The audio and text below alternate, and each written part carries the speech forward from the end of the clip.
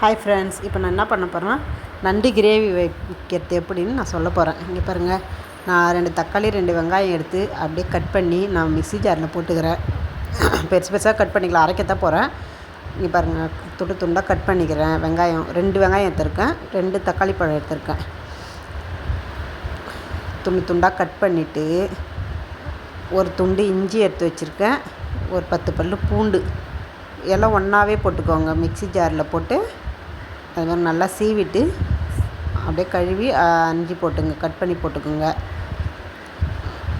இப்போ நான் 10 பல் பூண்டு போடுறேன். அதிலே பாருங்கள், 10 பல் பூண்டு போட்டு ஒன்றா அரைச்சிக்கிறேன். நல்லா விழுதாக அரைச்சிக்கோங்க.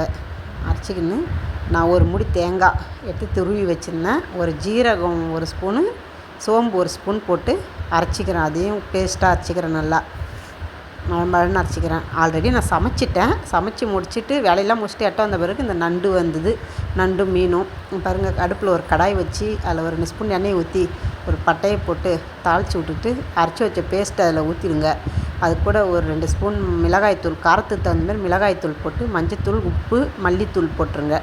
போட்டு அதில் நண்டை போட்டு நல்லா அந்த சாந்து வந்து எல்லாத்துலேயும் படுற மாதிரி கிண்டி விடுங்க. நண்டில் கிண்டி விட்டு தேவையான அளவு தண்ணி வச்சு மூடிடுங்க. அதுக்கு கேப்பில் நான் மீன் வந்தது சொன்னால அந்த மீனை வாங்கி கழுவி வச்சிட்றேன்.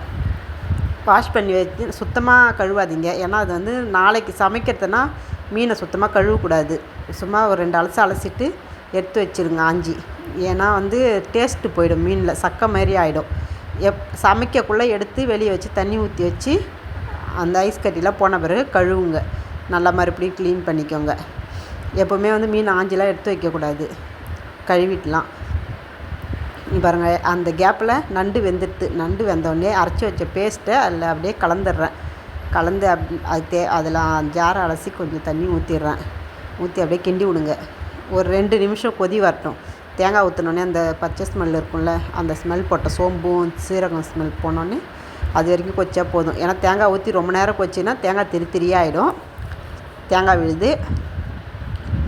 ஒரு 2 நிமிஷம் கொச்சுன்னா அந்த நண்டுலேயே அந்த தேங்காய் விழுது பார்த்து செம்ம டேஸ்ட்டாக இருக்குங்க. இந்த மாதிரி சமைச்சு பாருங்கள். நீங்கள் எப்படி செய்வீங்கன்றத கமெண்ட் பாக்ஸில் கமெண்ட் பண்ணுங்கள்.